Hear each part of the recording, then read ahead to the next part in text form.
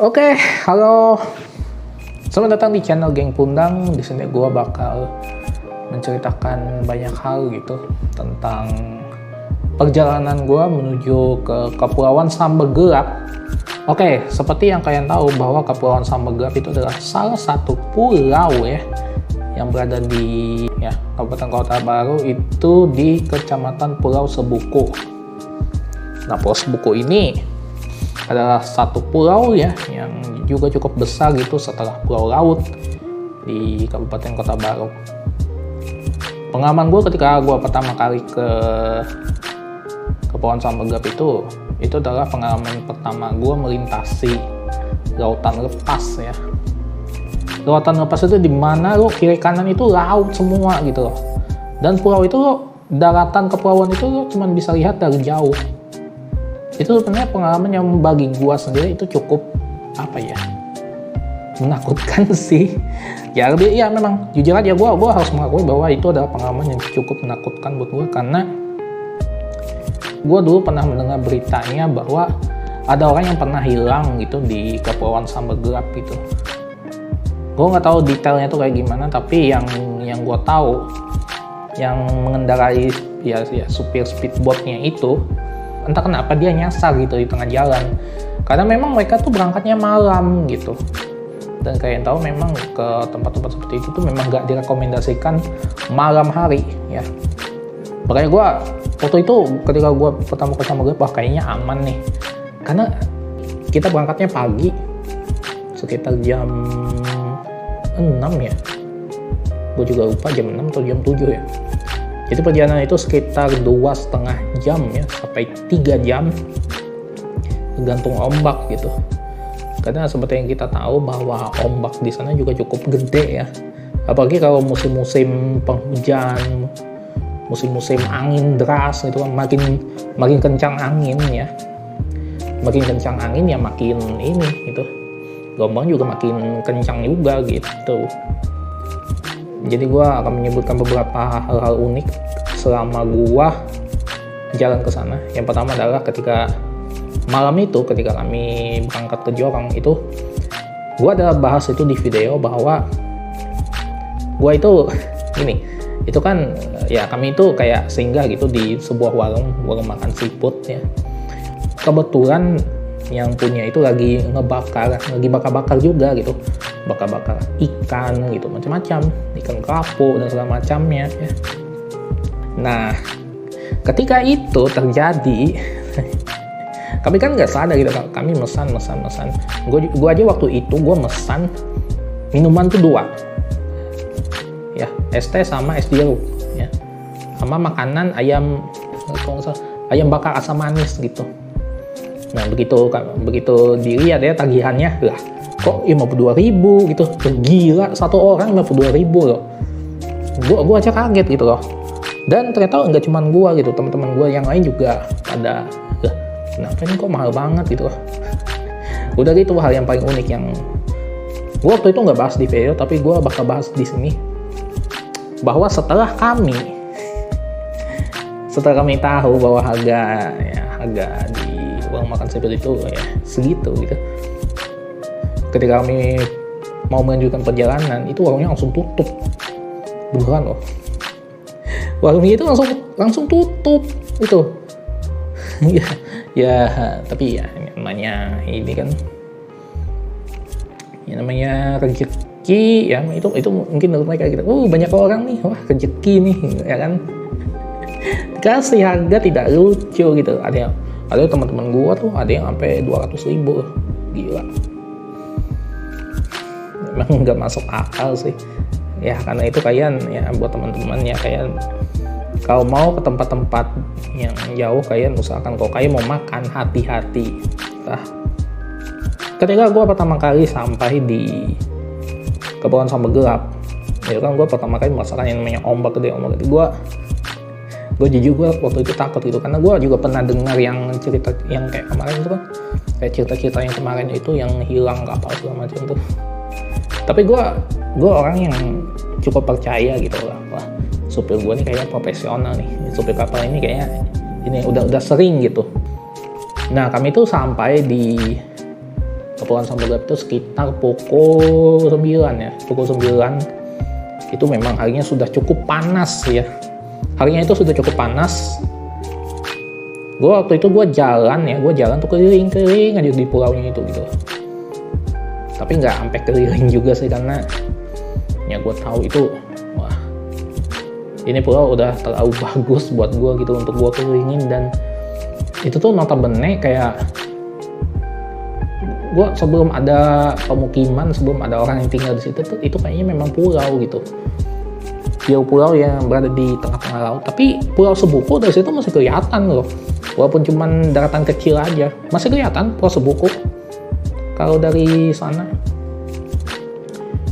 Nah, gue penasaran gini, gue penasaran sama pulau yang di seberangnya. Pulau apa sih? Mereka menyebutnya itu Pulau Malingko. Nah, di sana itu ada gazebo gede sama salah satu landasan, kalau nggak salah itu landasan helikopter. Gue baru tahu kalau itu landasan helikopter setelah hari kedua waktu kami pulang, ada helikopter gitu mendarat di situ.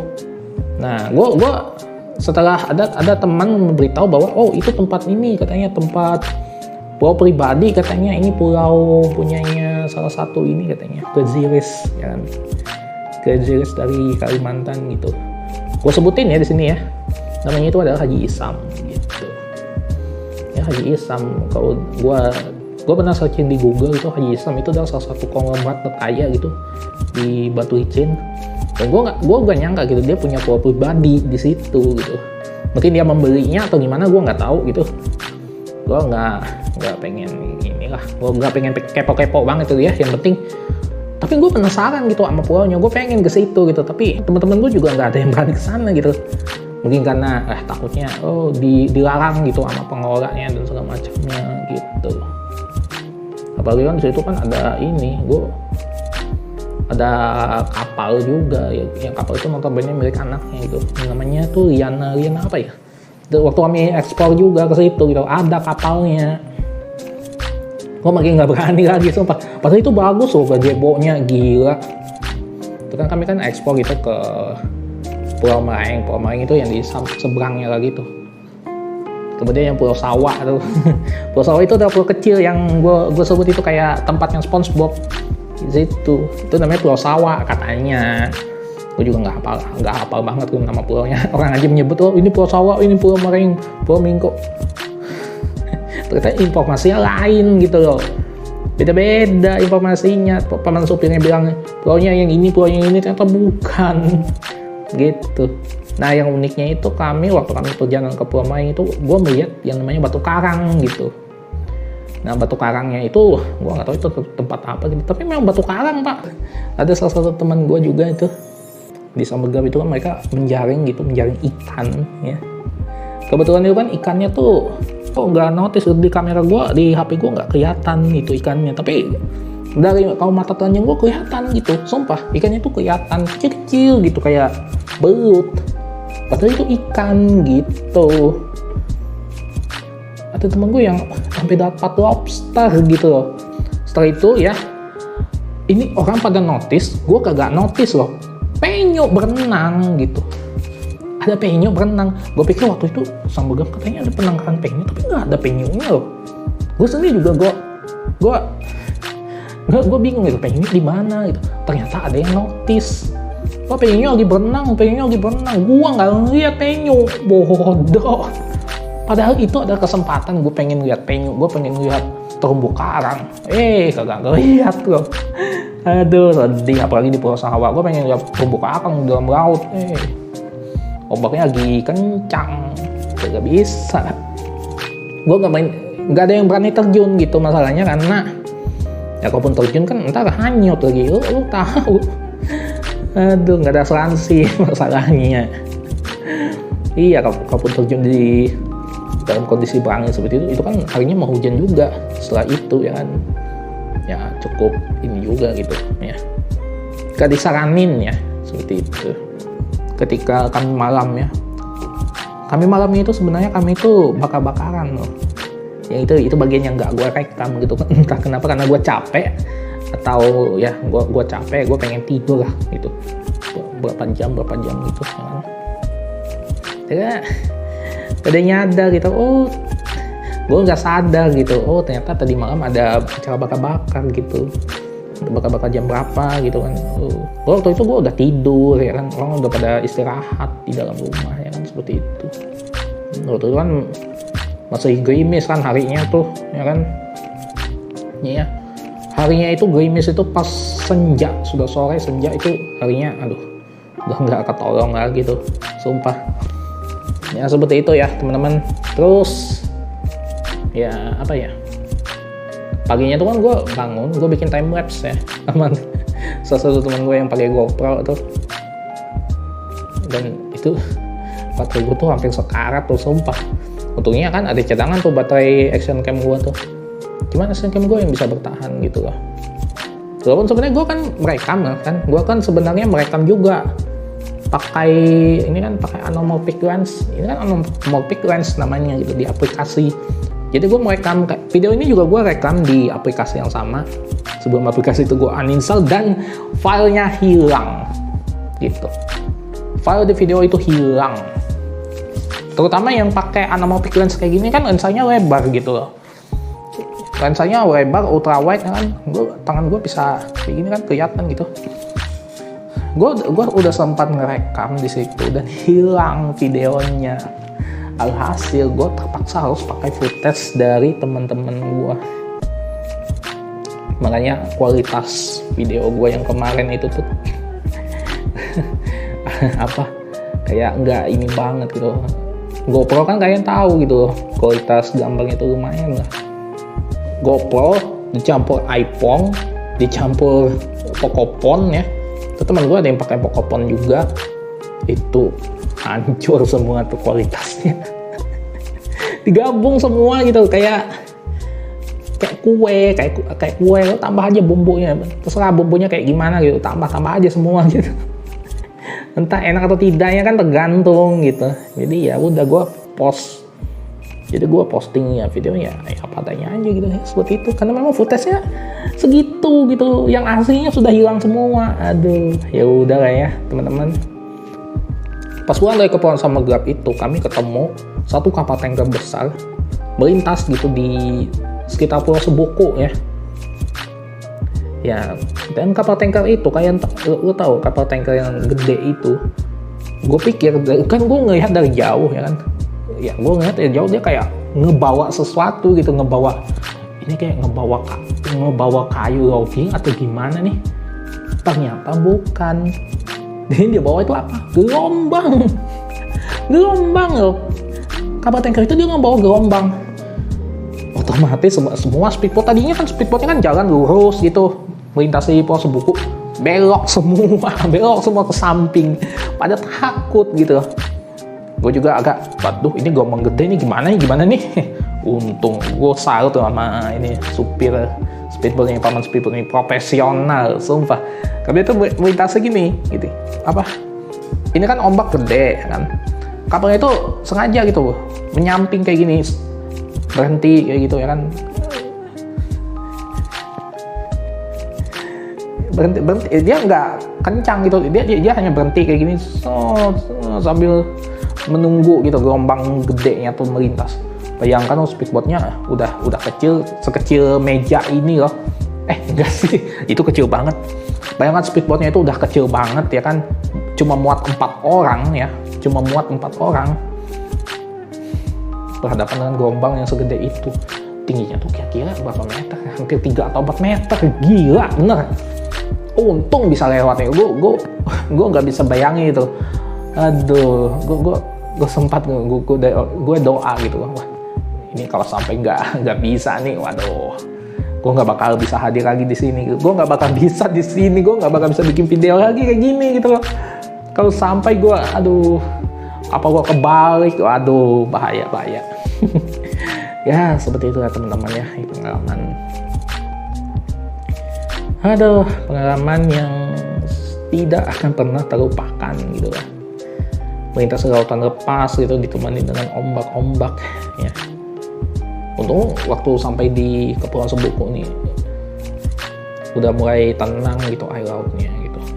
Walaupun Kepulauan Sebuku sendiri katanya sih ada wisata-wisata bagus gitu. Kayak Gosong, waduh. banyak itu utang gue di Kota Baru ini, banyak banget. Waktu gue pertama kali gue ke Kota Baru itu kan, gue ngeliat kan kotanya kecil ya kan. Kecil sih, cuman the best. Kecil kan di tepi laut, gunung lagi. Pulau itu tuh jangan kira ini cuma pulau doang, cuman laut pantai doang di Kota Baru. Gunung juga ada loh, udah gitu gunungnya gede lagi, gede loh, gila ya kan, bahkan lebih gede dari, bahkan mungkin hampir sama 600 kali ya gitu loh. Gue melintasi pulau laut itu, gue pertama kali gue keluar pulau, gue melintasi pulau laut itu, gue nggak bisa berkata-kata lagi. Udah gue ini kayaknya udah, gue kayak berasa di Jawa aja loh, sumpah. Gue kayak berasa di Jawa, walaupun gue belum pernah ke Jawa, tapi kayaknya Jawa itu seperti ini ya gitu. Udah gitu kan di Kota Baru itu sendiri kan ada satu bukit gede ya, yang gue penasaran ini bukit. Dari infonya itu katanya nama bukit itu adalah Bukit Mamake ya. Semoga gue nggak tahu gue bakal ke Kota Baru kapan. Gue pengen balik lagi ke situ, Bukit Mamake ya kan. Teluk Tamiang itu salah satu tujuan gue selanjutnya, yang entah kapan ya. Teluk Tamiang itu gue kemarin ya, faktanya gue sebenarnya pengennya ke Teluk Tamiang gitu, tapi karena berbagai macam hal ya, katanya si agen travel itu kan dia kayak ngomong gitu, oh ini katanya nggak cukup orangnya ini yang Teluk Tamiang, kalau Teluk Tamiang harus biayanya kayak gini gitu. Akhirnya ya udah, kau mau ikut ke Sambegelap nih, ini Sambegelap banyak loh peminatnya katanya. Oke, kalau gue ikut, padahal Sambegelap itu sendiri bukan tujuan gue yang utama, jujur aja. Sambegelap bukan tujuan gue yang utama.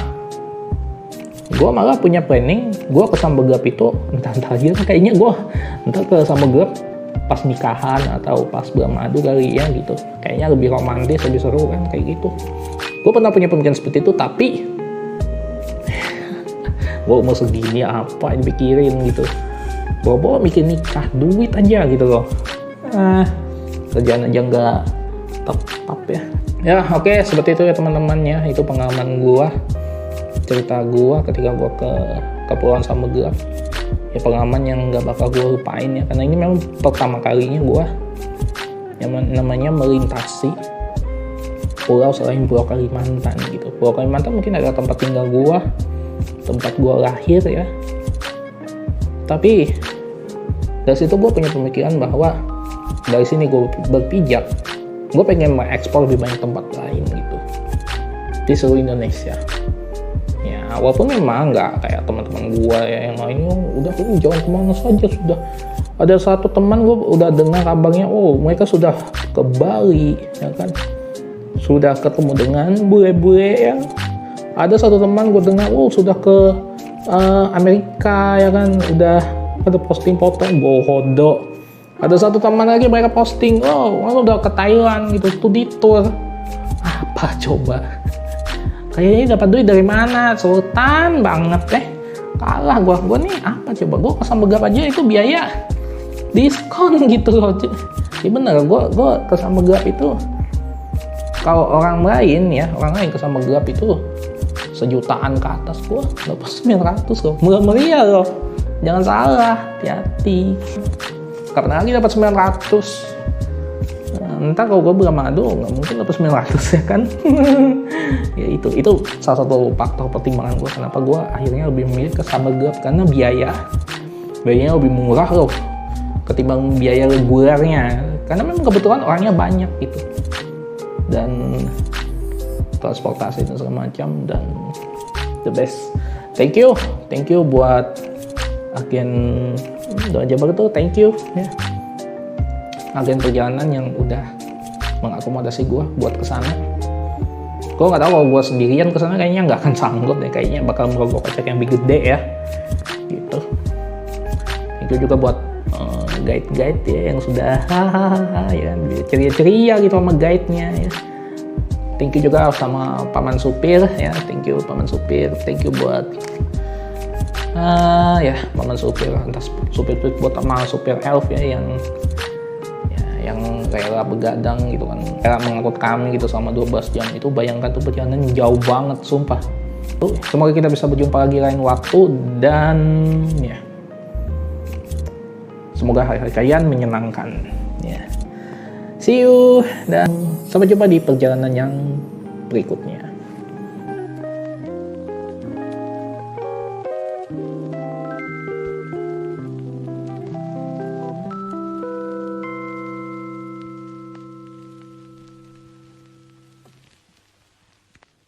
Gue kan ada nonton tuh videonya yang kesaksian si bapak-bapak yang pernah hilang selama 3 hari ya kan di lautan lepas. Tahu nggak dia ditemukan di mana? Di Selat Makassar. Selat Makassar loh. Itu kan Sambergap itu kan notabene Selat Makassar, tapi kan masih di pinggir-pinggir aja. Kalau dari peta Google Maps itu masih pinggir-pinggir. Rombongan mereka ini di tengah gitu, pas di tengah laut, di tengah selat gitu. Di apa sih nama pulaunya? Tuh Pulau Lari-Larian ya namanya. Kayak gitu. Gue nggak bisa bayangin kalau jadi mereka ya selama 3 hari hilang ya kan. Aduh, stok makanan kagak ada ya kan. Ngeri dan sekaligus mengajarkan pada kita semua bahwa ya hidup kita ini hanya sementara di dunia ini gitu. Bersenang-senang oke, bersenang-senang, tapi kita harus bertanggungjawabkan itu semua gitu. Iya. Dan yang pasti ya, karena katanya memang paman speedboatnya itu kurang apa ya, kayak gila, ngadi-ngadi lah katanya, nggak profesional gitu. Itu juga yang sebenarnya buat gue agak khawatir gitu. Kalau sampai ketemu paman speedboat yang seperti itu ya kan. Tapi untung paman speedboat yang ini top makotop gitu. Iya, itu kalau kalian lihat tuh video yang terakhir ini yang gue, kalau kalian lihat video gue itu, paman speedboat itu sampai racing loh, gila di sama gelap. Oke, gue berpikir gue bakal kemana lagi habis ini ya? Gue nggak tahu. Pandemi sialan ini gue heran gitu. Walaupun udah divaksin, tetap ada larangan mudik, tetap ada larangan, tetap ada potongan libur. Apa sih? Coba gue nggak ngerti. Soalnya pemerintah nih ada-ada aja emang. Ya seperti itu ya teman-teman ya, gue capek.